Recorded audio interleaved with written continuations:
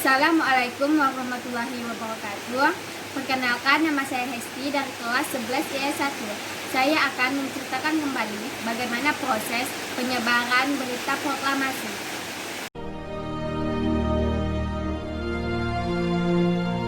Proklamasi.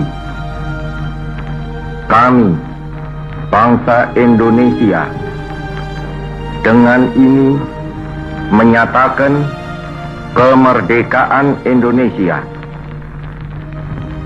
Hal-hal yang mengenai pemindahan kekuasaan dan lain-lain diselenggarakan dengan cara saksama dan dalam tempo yang sesingkat-singkatnya. Jakarta, 17 Agustus 1945, atas nama bangsa Indonesia, Soekarno Hatta. Jadi, setelah skrip proklamasi kemerdekaan Indonesia pada tanggal 17 Agustus 1945 selesai dibacakan, penyebaran berita proklamasi kemerdekaan Indonesia gencar dilakukan agar berita kemerdekaan ini sampai ke seluruh pelosok tanah air, bahkan ke luar negeri.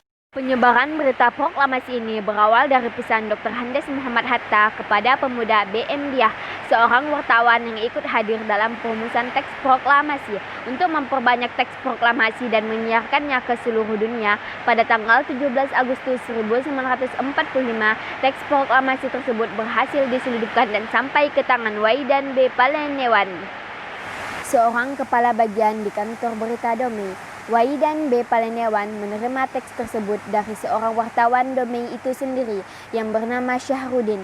Selanjutnya, Waidan menyuruh seorang mekanis operator radio yaitu Efus untuk menyiarkannya secara terus-menerus dengan jeda waktu 30 menit. Mendengar siaran dari berita Domei ini, pucuk pimpinan tentara Jepang di Jawa memerintahkan untuk meralat berita tersebut dan menyatakan sebagai kekeliruan. Akibatnya, pada tanggal 20 Agustus 1945, kantor berita tersebut disegel dan para pegawainya dilarang masuk.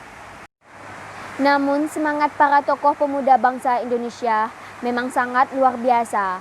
Setelah kantor berita tersebut disegel, mereka tanpa sepengetahuan militer Jepang mengambil beberapa peralatan penting yang dimiliki kantor berita Domei. Kemudian, mereka membuat pemancar baru di Jalan Menteng 31 Jakarta dengan bantuan beberapa teknisi radio, yaitu Sukarman, Sutamto, Susila Harja, Sunandar, dan Muhammad Yusuf Ronodipuro. Bahkan kemudian Muhammad Yusuf Ronodipuro bertindak sebagai pembaca berita proklamasi dengan kode panggilan DJK-1.